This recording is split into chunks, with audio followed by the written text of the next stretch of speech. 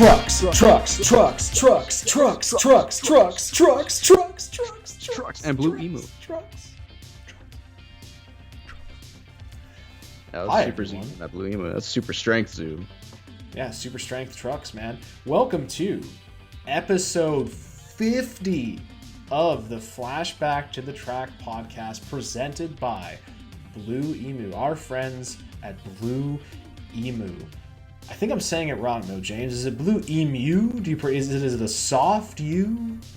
No, That's how Rusty Wallace says it in the commercials. I mean, I think that's that old adage. There's like 100 ways to just say something. I think you can say it any way you want. You could say it slow, like Blue-Emu, or you could say it, really high pitched, like Blue-Emu.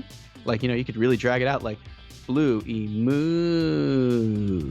I mean, it's whatever you want, dude.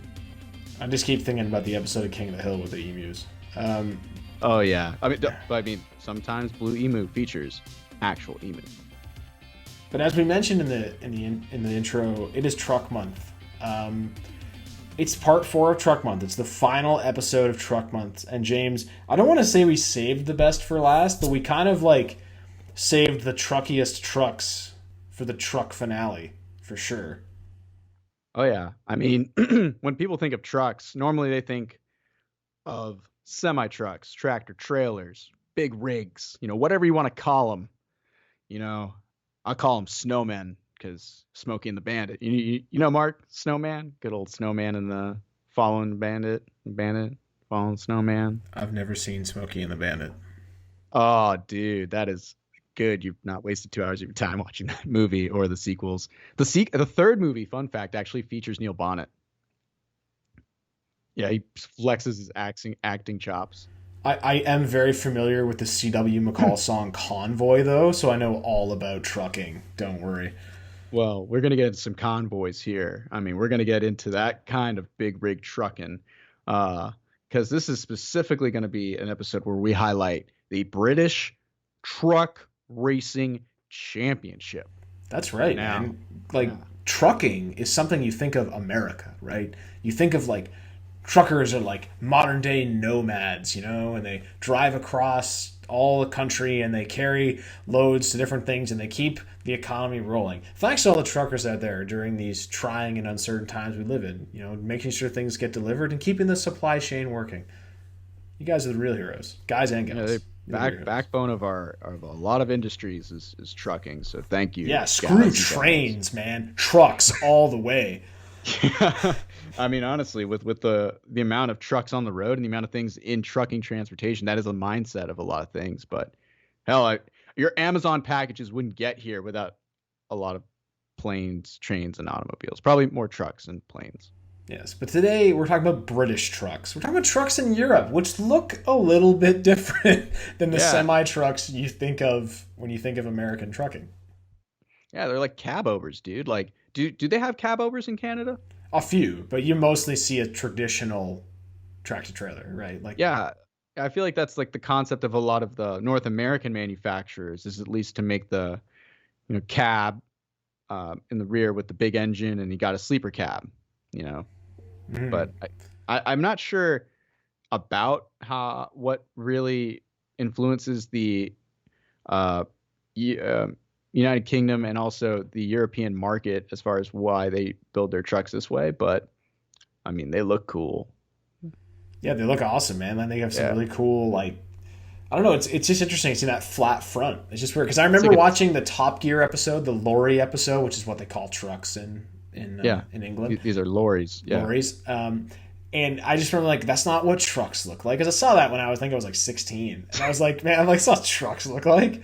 But I remember that's one of my favorite episodes, just absolutely hilarious. Where they do all the different things with the lorries. But this is interesting because like we said, you don't think about Europe when you think of trucking. But obviously there's trucking everywhere because how else would things get around?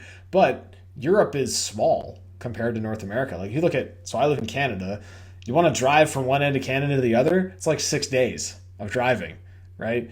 You have to drive for 24 hours west to even get outside of Ontario. So you're driving a long way. In Europe, you can drive across 10 countries in 6 hours. So maybe that's why they don't have the sleeper cabs as much as they have in the United States. Who knows? Who knows? But what I do know is they got a lot of small roads.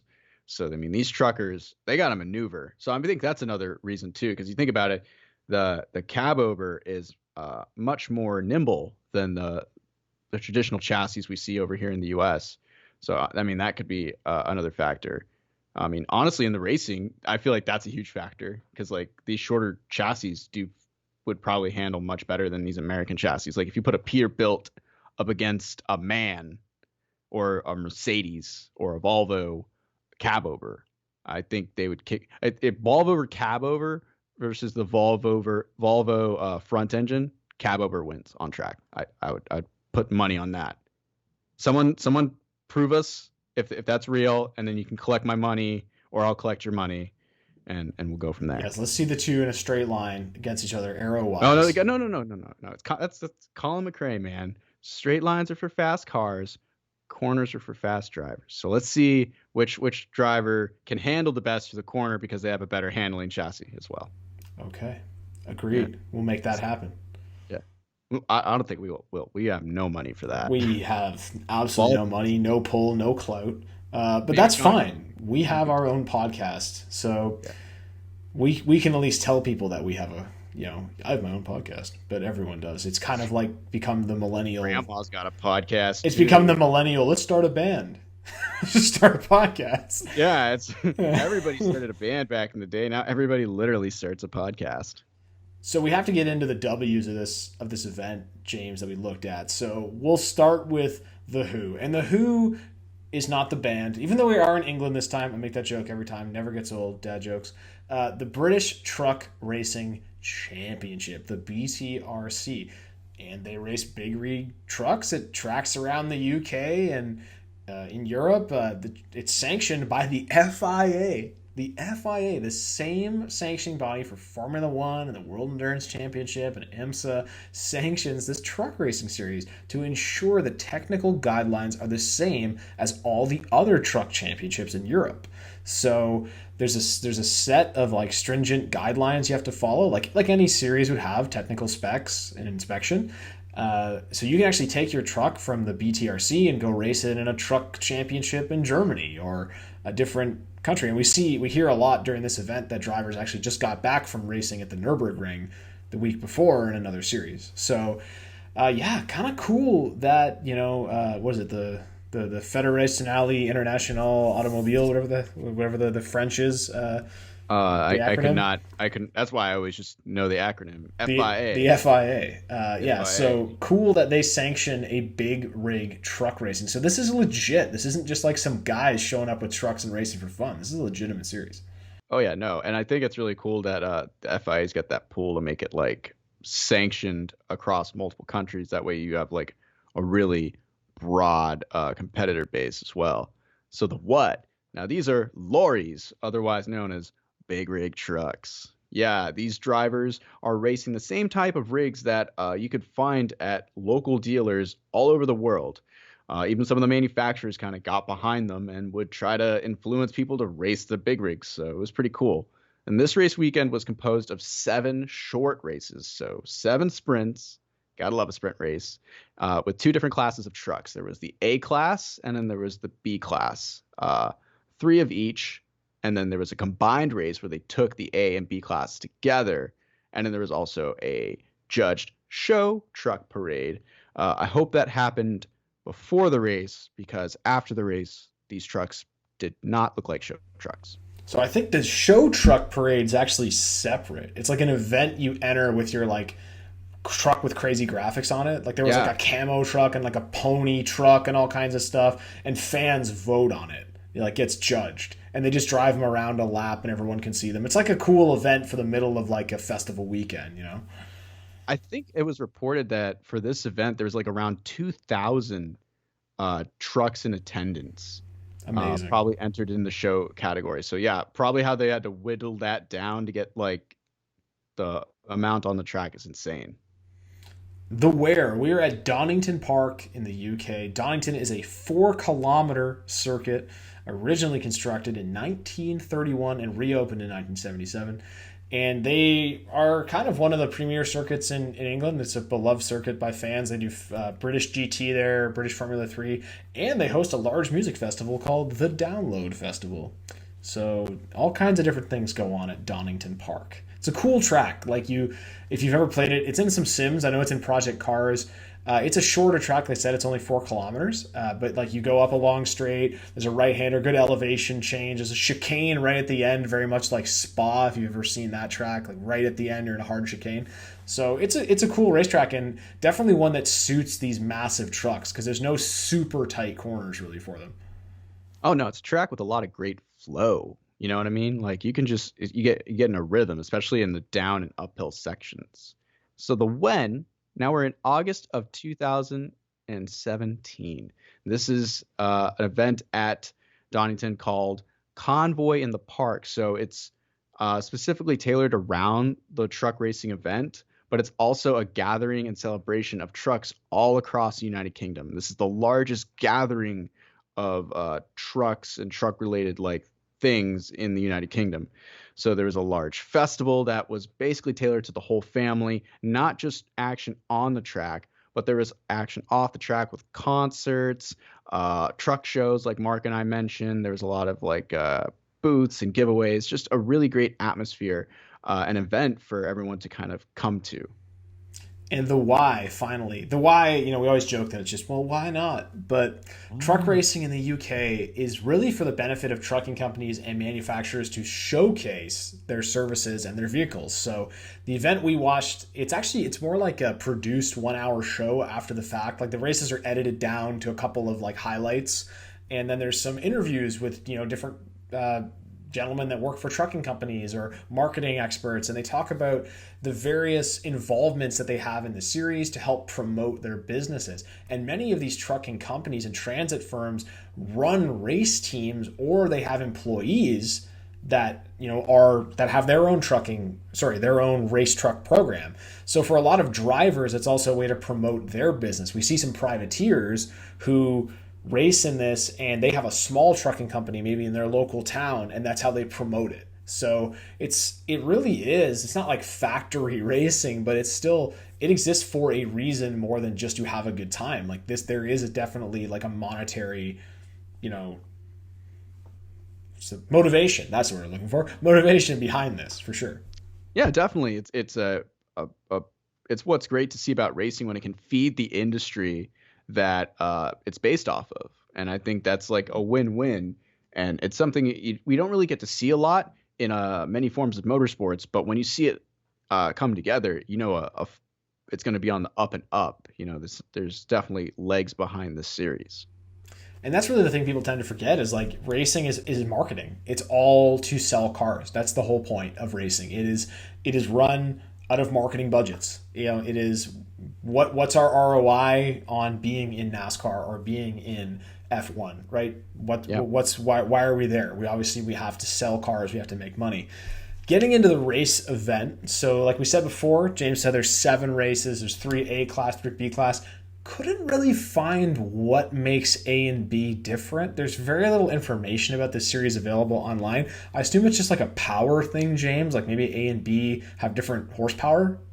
I would assume so. And it seemed like also watching a bit of the B races, I would assume that the exhausts were different because the B spec trucks were just blowing black smoke out. They're all diesel though, right? Like I think and I know in Europe diesel is still incredibly popular. Oh yeah, but I mean, diesels. I mean, you see even the A trucks, they didn't emit as much off of them. I mean, remember? I don't know if you remember Jetta TDI Cup, the clean diesel cup they used to have. Yeah, I mean those cars were silent and they didn't emit anything. So I think there might be a little bit more working with either the catalytic converters or just the exhaust systems there. But they're a little different in that aspect from what I could see. If anybody like watched these races, they definitely notice this would be a noticeable thing. But other than that, can't really tell. There's a couple more more and front engine trucks rather than the cab over trucks. And the Mad Croc truck, our favorite truck, is in Class B. So we prefer Class B. So we're going to take a look at one A class race, the first A class race and the fourth B class race, because there's like 7 races. We'll just look at a couple of them, but we recommend like look at this whole event online. We'll put the link in the description on YouTube. And if you're listening to the podcast and you want to watch this event, if you just search British Truck Racing Championship, it's one of the first things that comes up on YouTube. They're all really interesting events. The broadcast, though, James. Season. So for this broadcast, we got some cute graphics, some professional reporting, and some explosive transitions, okay? First off, Richard John Neal is a one-man band doing it all. He is on the ground reporting, as well as presenting the broadcast and calling the races. So he's a very busy man for this series. He's probably like the face of it for the entire country. So that's kind of interesting. And then just some really quick notes within the broadcast. What you do notice is that these drivers do look like big rig lorry truck drivers. I don't know what makes you look like a lorry truck driver, but these guys, they got the look. They got it. Nobody looks out of place. Like we always make jokes, like it's like, well, they all look like truckers. Like, but what's a trucker look like? Nobody knows. I don't know. But one when you see one. I guess it's just the setting. Like they just fit in. I don't know. There are a lot of shots of grid girls, like absurd amounts of shots. I mean, there are even points when the drivers are being interviewed and the cameraman is purposely leaving the right hand portion of your screen open to view the grid girls behind the driver. Just saying, viewer discretion advised if you're going to watch this. Yeah, grid girls are always a controversial topic, but they love them in the British truck championship. So yeah. And remember, when you see a field of lorries or trucks, that's called a convoy. So that's your fun fact. It's a convoy. Yeah. Remember I feel like King of the Hill always comes up, but remember the one where he was a trucker? That was such a good one. It's a Christmas episode. Like, you're not a trucker. You're just a guy who's driving a truck. You're just a guy who's driving a truck. That's right. So we will now go into Class A, Race 1. And in this race, you're going to be on the lookout for 2004 champion of F3 French Cup, Anthony Janiak, who is in the number 6, David Jenkins in the number 69. Nice. And Ryan Smith driving the number 1. Starting in the front row, we have Anthony Janiak, the number 6, Shane Barretton in the number 17. But James, Richard Collett, the number 95, he looks like the oldest guy in the field at this time. So good for him. Old guys, getting in the race. Old guys rule, dude. But you know what? At the start of this race, I'm going to be honest. These trucks are not afraid to lean on each other. You think the Crash Series is tough trucks, These trucks are tough trucks. Forget track limits. I mean, geez, like in lap 1, you got like 2 trucks like well into the grass on the downhill, using up each other, beating and banging. And this is all in the top 5, man. I guess you got to get everything you can when it's a sprint race.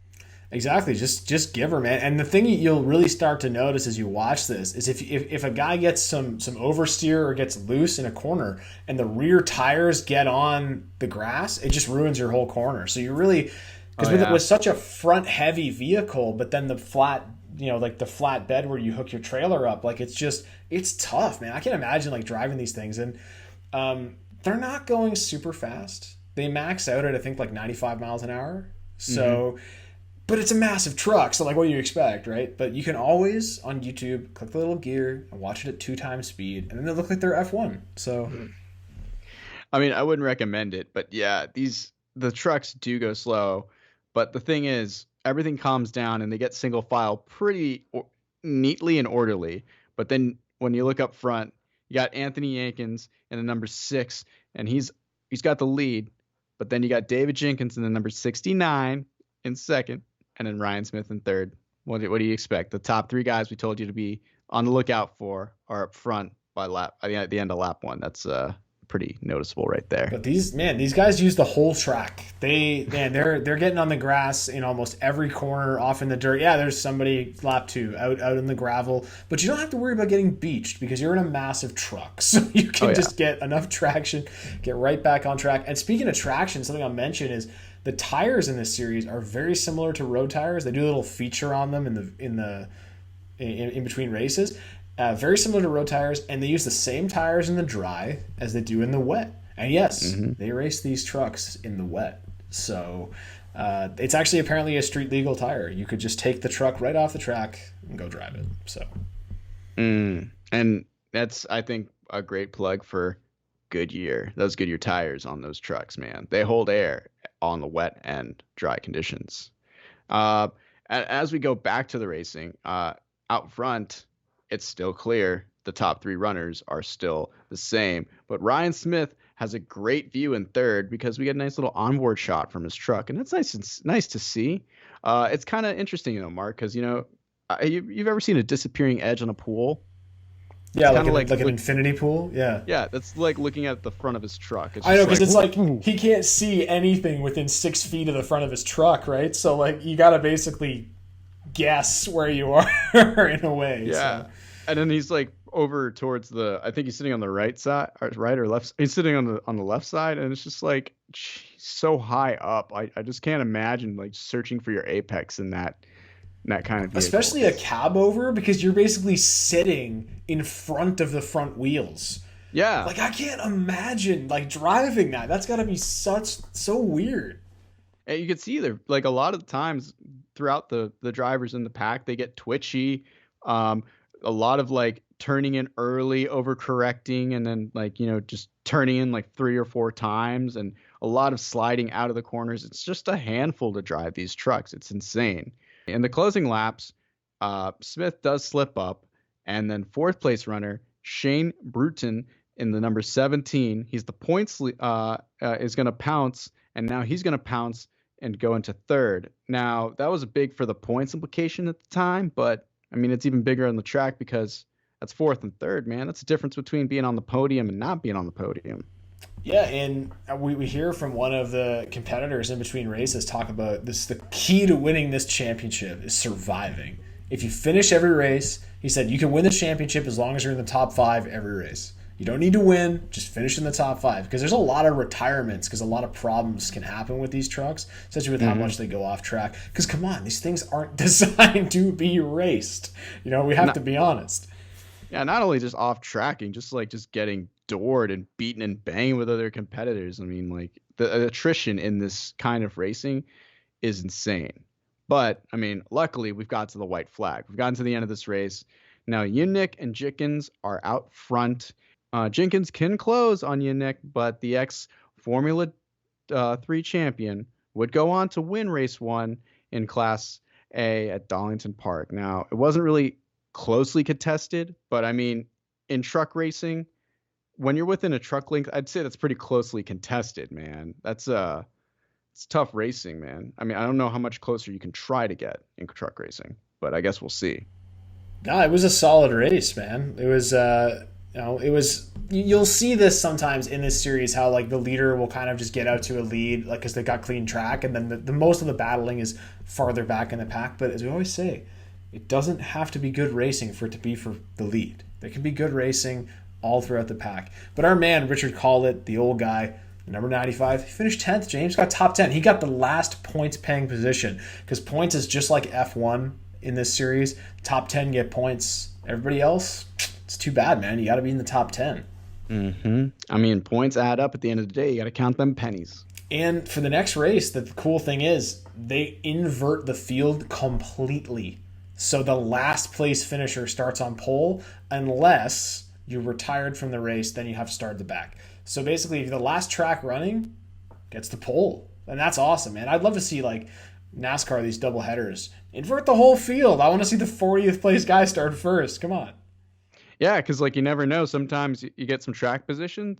You're able to showcase what you got. And I think that's what's really cool about this series, and it really mixes it up, and it gets to showcase more of that mid-pack racing, like you said, Mark. And we're going to see that in our next race, which is the B-Class Race 4. We'll be back to our podcast in just a moment. We just wanted to bring you a quick word from our friends at Blue-Emu. Now, Blue-Emu just doesn't show up at your local store.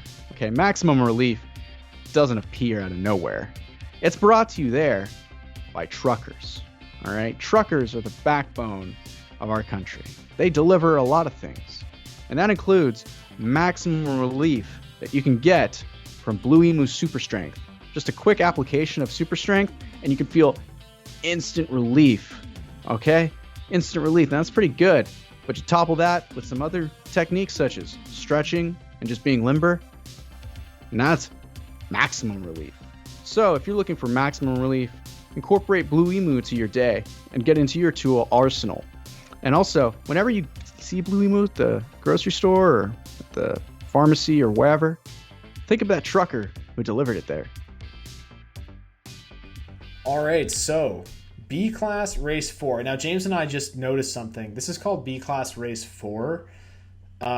We originally told you there's only 3 races in each class. So there might be more. Now that we notice, maybe they're just all not in this recap. So don't quote us on that. We're not British Truck Racing Championship experts, and it's not our fault that their website doesn't have an about or a history page, okay? Not our fault.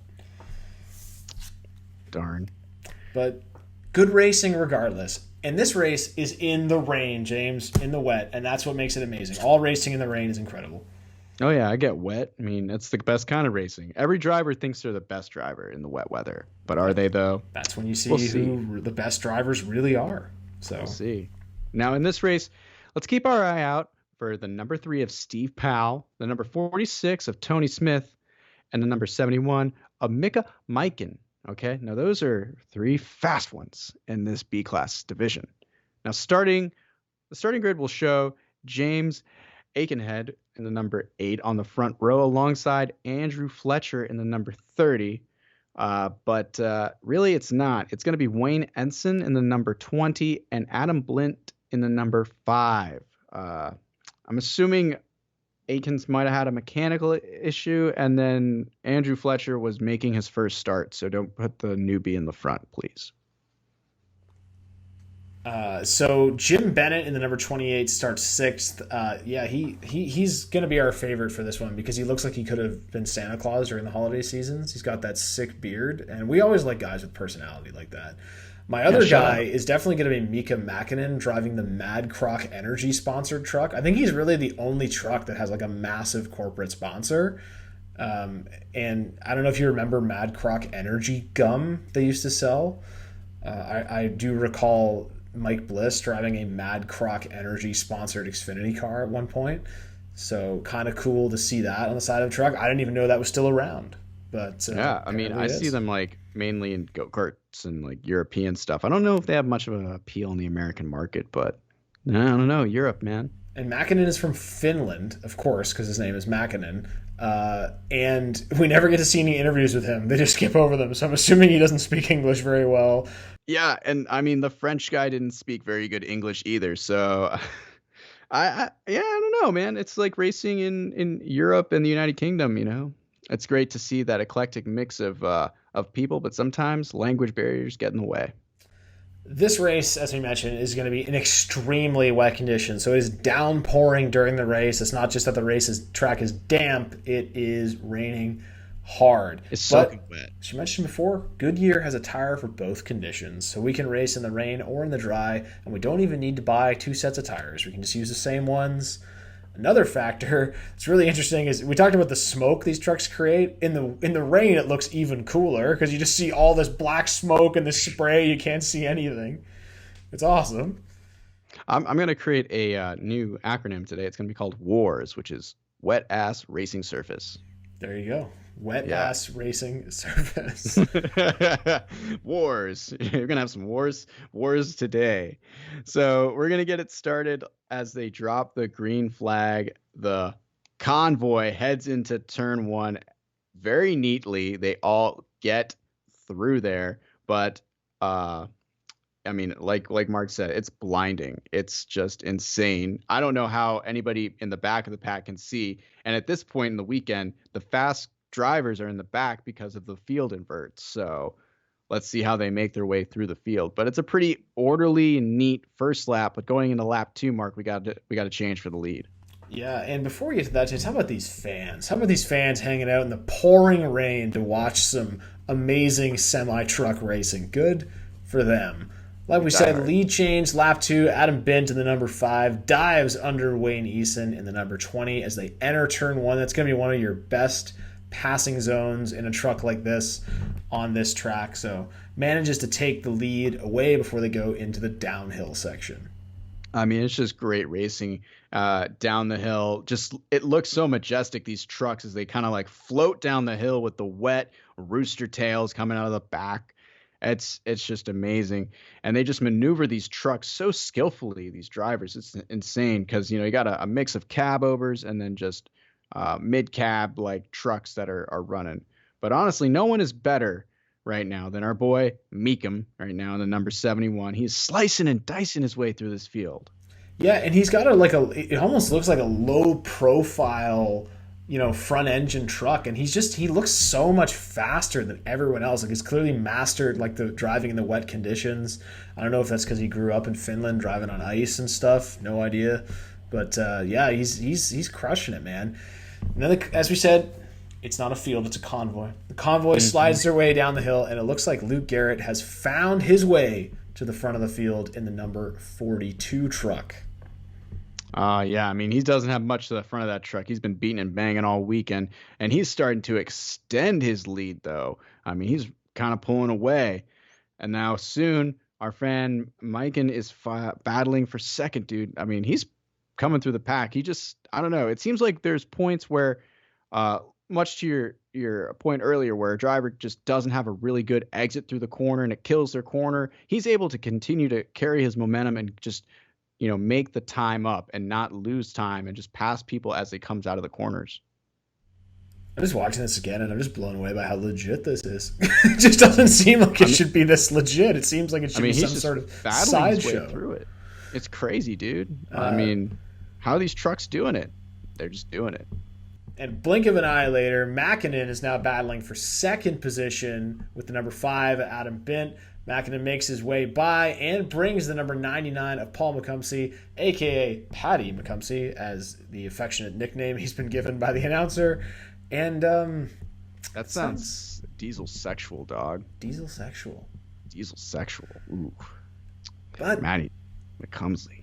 Race for the win comes down between Mäkinen and Garrett in this one. And as we all assumed it will, Mäkinen's been strong all weekend in that Mad Croc truck. Garrett's lead shrinking. Mäkinen closes in on the final lap. But then again, Mäkinen, he gets there. And I mean, he really gets there, Mark. He's getting up there. He's side by side to the line. Who's going to be? Unfortunately, it's not Mäkinen. It is our buddy Luke Garrett. He's going to take the victory by 1/100th of a second to win race 4 in the B-class division at Darlington Park, man. Now, come on. Was that finish intense? I thought it couldn't get any closer. I still think Mäkinen won because to me, in the naked eye, it looks like he beat him to the line. But where that line is, like you see that line is like further back, but I guess wherever the flagman is ahead. I don't know. But apparently, Luke Garrett gets it. 1/100th of a second in a massive diesel truck. So I can't even blink that fast. It proves that you can have incredible racing with massive vehicles that don't go very fast because there's excellent racecraft and just great moves happening all throughout the field, man. Like I said before, like I assumed when we watched this it was going to be some sort of like sideshow support series, but like this is legitimate racing. Yeah, it's so legit. It's got its own video game, Mark. I'm talking truck racing. I think it came out in 2009, and that's like about the FIA series, man. This series is legit, and like you said, when you got the industry behind you, it just helps legitimize you even further. It shows that you're not just here to go fast. You're here to go fast with a marketing intent. You have an ROI and a reason why you're trying to sustain a customer base. That's a big thing. You see about racing because kind of to plug our episode of Teams of Our Time this week. Jim Smith was all about, going fast. He didn't care about, anything else. But he was a businessman. But in the end, you can't always have to have that go fast mentality. You have to look at it as a business. And a lot of these owners do. They're very smart about the way they manage this industry. And it shows that the series continues to boom. It's a legit thing. Why don't they come to the US and run? That'd be pretty cool. Like, can you imagine these things at like Coda or at Circuit Gilles Villeneuve? I would be amazing. Like anywhere, man. Like just Watkins Glen. Like just bring these trucks over and let's see them. Oh my God. Watkins Glen would be No, intense. I want to see them go up the mountain at Bathurst. I want to see these trucks just Oh, takes a half hour for them to get to turn two up the hill. they used to run these kinds of trucks at like Pikes Peak. I remember back in the day, but that was the dirt surface, so it was different. It's back when it was like super legit. But yeah, you can race these trucks in a game for the PS4 called Truck Racing Championship. And James, Yeah. the cover is a truck racing at Coda, so you could make that happen. Apparently, from what I've seen, it's available on the PC as well as the Xbox One too. So if like you guys any of those platforms, I might try to get it for the PC. See if I can get it to work with my wheel and like try to see if it's like a simulation because that would be legit if it's a simulation. I want to feel how heavy it is and how weird it is to drive a cab over. Can you Yeah, imagine there's that in the also motion? Ugh. FIA European Truck Racing Championship is another game that you can get your hands on for the PS4 as well. So, man, I didn't know there was truck racing video games. See, Mark, if we didn't learn something every podcast, what was the point of this other than people listening to us? And that kind of brings us into how we end every podcast, James, which is what did you learn? Yeah, I just told you. Uh, I just told you what I learned. I learned that I could teach you a little bit about truck racing. I didn't know that it was booming as much as it is kind of in the 2010s, especially late 2010s, kind of coming into today. I remember being first exposed to truck racing from this video game called Super Trucks, which was like a racing game for the PS2 back in the day. And I played it for a while because I got it for $5 at EB Games back in the day when you could go to EB Games before it was GameStop. We And still it was have EB fun. Games here, James. It's still Oh called yeah. EB Games. It's EB Games everywhere in the world except in America for some god awful reason. But it was a cool game. I liked it. I just never really got to see it. And then I was like, yeah, we should drop it in the truck month. So I didn't know it was booming as much as it is, and that like each country's got its own thing going, and the industry is behind it. It's really great to see that in a racing series. Yeah, it's cool to see the whole trucking industry kind of behind this series and working with the drivers to promote what it is to be a trucker and show that this is a legitimate thing. And these aren't young hotshot race car drivers coming up. These are just hardworking truckers that like to go racing on the weekend, and why not combine the two? And it's really cool series. So check out the British Truck Racing Championship on YouTube. Also check out the other European truck series racing that there is. Really cool stuff. I was actually just gonna say my buddy Christian, we had him on the podcast. He actually has a Euro Truck Simulator. The game, you can get it for PC, where you can just like, Those are fun. yeah, man. Honestly, so okay, I gotta bring up something really funny that if we have any Canadian listeners like myself, if they remember Cross Country Canada. So there was a game that was like when schools had computer labs, right? And you'd go to the computer lab and then you'd have like some free time and they'd have like the educational games that were on the computer. One Yeah. of them was Cross Country Canada, where you were a trucker and you had to like deliver stuff. And that's like it comes up sometimes on Twitter and people are like, remember Cross Country Canada? So I'll definitely post that so people can see it. But it's like a hilarious part of like Canadian, like of Canadiana, of like growing up here is like Cross Country Canada. So really, really funny. But I love how it's a low key way that like your government was like, oh, we should teach our kids about trucking. Let's put it as a school game in the well, at the same labs. time, they're like, remember, get into college because if you don't, you're gonna end up as a trucker or like some other job. Yeah. Because that was always my joke, which is ironic because I ended up dropping out of college, but I'm only 3 credits short. So I mean, still. I always said I would drop out of college and become a trucker because I always saw that in an episode of Clone High where Gandhi doesn't take the SATs and instead just becomes a trucker because he doesn't like school. So I always thought it was a funny thing because like truckers are very smart at times too because like they have to know a lot. Like, come on, truckers know a lot of math. I would argue it's a better life than being a carny or something else. Definitely being Oh a yeah, trucker for better sure. than being a bum. Yeah, exactly. Man, trucking is a great job. Don't look down on people that have essential jobs, folks. Yeah, it's a great essential job. I mean, Yeah. like you get to see the country, uh, get to haul different things. Yeah, you don't get a lot of respect on the roads, but you know what? Hey, Mark and I are two dudes who'll give you respect. my favorite thing about when I'm driving in traffic is when it's going down to construction and there's a truck next to you and you let him in and buddy flashes his lights at you and you're like, yes! I helped that trucker out. I let him in. I gave him room. And you just feel good, you know? Good. It's So, good karma, you know? It'll come back because, you know, in the end, you won't die probably by getting T-boned by a semi truck. Now, a train, that's a different story because trains are always out to get us. They yeah, don't don't like park on cars. train tracks. Trains are always out to make you late for things. That's the thing with trains. There's this train. See, we don't commute anymore because we don't have to go anywhere. Everybody Yeah, works from home.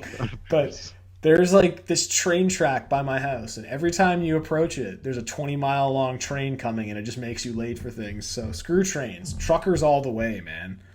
So if there are any train Yeah, conductors that are listening, I'm sorry, but I don't respect you. apparently that's how they ship Dodge Rams. Yeah, that's what they told me when Kaylin and I got our truck, which I thought was interesting because you know normally you see you know them hauling cars down the highway, but I thought that was interesting. So truck month, James. It's been fun. We've done 4 episodes about various truck racing series. We talked about Mickey Thompson. We talked about monster trucks. We talked about Utes, and now we've talked about semi racing. And it's been a fun month. You know, we did diverge a little bit from what we normally talk about, which is like NASCAR and IndyCar and American motorsport. But it's cool to talk about some other series and talk about just the different things that are out there because we love educating people. It's what we do. We love our channel on YouTube and our podcast exists in an educational manner to teach people about various things about motorsports. And it was a lot of fun. I had fun with Truck Month. It was way outside my wheelhouse, but it was fun to learn about these things. And these are, series that I now know exist and can share with other people. So I had a great time with Truck Month. Yeah, it was really fun. It was cool to kind of get a refresher course on a couple things, especially diving back into monster trucks. That was awesome. Definitely we should probably maybe make some more monster truck content because monster trucks are just dope.